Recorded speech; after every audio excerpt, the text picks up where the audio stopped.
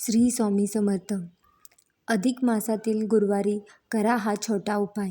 यंदा अधिक मास 17 मे ते 15 जूनपर्यंत आहे. तुम्ही त्यामध्ये येणाऱ्या गुरुवारी हा उपाय नक्की करा. खूपच छोटासा उपाय आहे. अधिक मासामध्ये येणाऱ्या प्रत्येक गुरुवारी हा उपाय करा आणि भगवान विष्णूंची कृपा प्राप्त करा.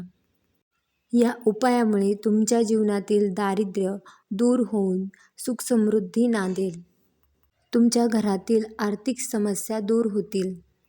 किंवा तुमच्या घरात पैशाची चणचण भासत असेल तर अधिक मासातील गुरुवारी हा एक सोपा उपाय नक्की करा.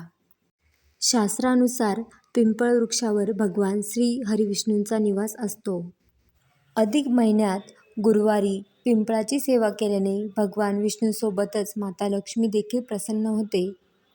ज्या घरामध्ये माता लक्ष्मीचा आशीर्वाद असतो तिथे पैशाची कधीच कमतरता भासत नाही. हा उपाय कसा करायचा ते आता आपण पाहूया. यासाठी लागणारे साहित्य: कुंकू, काळे तीळ आणि दूध. गुरुवारी सकाळी स्नान करून एका पात्रात शुद्ध पाणी घ्या. त्यात थोडे काळे तीळ आणि कुंकू मिसळा. हे मिश्रण पिंपळाच्या झाडाच्या बुंध्याशी मनोभावे अर्पण करा. अर्पण करताना एका विशेष मंत्राचा उच्चार करायचा आहे.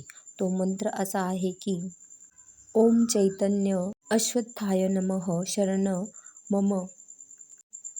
हा उपाय तुम्ही अधिक महिन्यातील किमान 5 गुरुवार करावा.